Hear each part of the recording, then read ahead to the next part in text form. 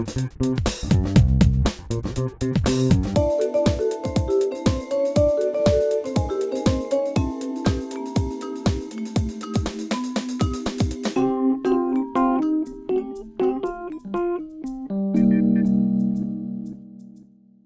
l'année, on accueille jusque 150 artistes ici, du monde entier. Vraiment du monde entier, des gens d'Amérique du Sud, des États-Unis, d'Asie, de l'Europe large, assez large, qui viennent ici pour des périodes allant à peu près de 10 jours jusque parfois 2 mois, 2 voire 3 mois, c'est un peu plus rare.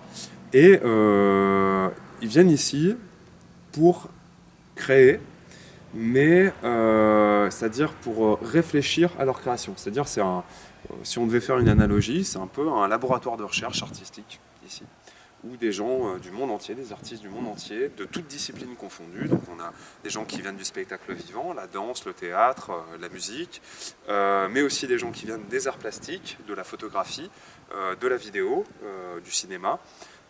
Parfois même des gens qui viennent de la recherche pure, c'est-à-dire des personnes en thèse par exemple, qui viennent ici et qui profitent finalement du calme, du cadre et de la rencontre possible avec d'autres artistes pour nourrir leurs idées, leurs projets de création artistique. Et donc on intervient finalement au premier point de la création ici. Ce lieu-là est dédié au premier point de la création pour tous les artistes qui viennent en résidence ici. Le lieu, en fait, si on doit faire un peu l'historique du lieu, très brièvement, donc c'est à l'initiative d'une personne et d'une activité. Donc la personne, c'est Willy Hirzel, qui est donc une personne qui vient du cirque, qui est artiste de cirque lui-même, qui est aussi producteur de spectacles de cirque, et qui est arrivé de Suisse avec un gros bagage d'expérience, quelqu'un qui a tourné énormément dans le monde entier, qui a eu énormément d'activités dans le domaine du cirque.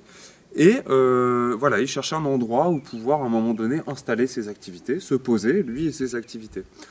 Et puis voilà, il a découvert ce territoire, et puis il y a eu un coup de foudre, voilà, aussi, et il a découvert ce lieu, voilà.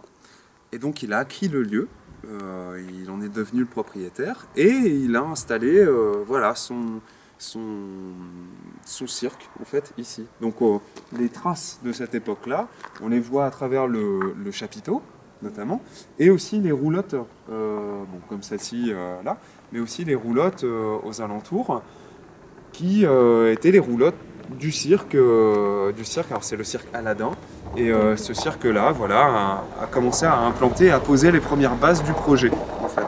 En 2009, une association a été créée, donc l'association du château de Montelon, et l'association a permis de structurer un petit peu l'activité de résidence au sein du château. Et donc voilà, depuis 2009, il y a eu énormément d'artistes qui ont pu venir. Petit à petit aussi, le champ des disciplines s'est ouvert. Donc on est parti vraiment d'un noyau cirque pour l'étendre vers les autres domaines de l'art et du spectacle. Après la Seconde Guerre mondiale, si je me souviens bien, c'est devenu un centre d'accueil de vacances, donc des enfants, voilà, comme il en existe une sorte de centre aéré, un peu de centre de vacances. Et voilà, ça a perduré jusqu'au début des années 80, il me semble, ou fin des années 70. Et puis après, Monsieur Hirzel, avec le cirque Aladdin, est venu s'installer ici. Donc voilà, il y a une tradition d'accueil, finalement, qui est dans les murs de ce bâtiment. Et la mise en scène implique le décor.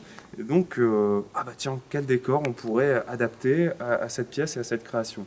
Et bien, ici, grâce à l'atelier bois, on peut déjà envisager quelque chose, construire une partie du décor, faire un premier test. Les ateliers n'ont pas une fonction prédéfinie, ils vont s'adapter à ce que l'artiste a en tête et lui-même va avoir la possibilité, la capacité de pouvoir l'aménager dans la forme qui lui convient le mieux. Donc voilà, on est véritablement c'est un atelier de travail. Il suffit de regarder par terre pour voir effectivement les constellations qui sont autant de marques des différentes créations qui ont pu être tests qui ont pu être faits ici. c'est un lieu qui cependant reste fragile parce que, eu égard la taille du bâtiment, voilà, ça génère des coûts en entretien, en chauffage, tout ça important.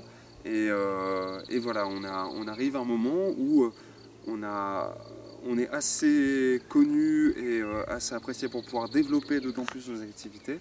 Mais en même temps, on a besoin d'un autre côté de financement pour pouvoir permettre au château à la fois de se développer dans sa forme, dans sa structure, mais aussi dans ses activités. Voilà, les deux étant liés.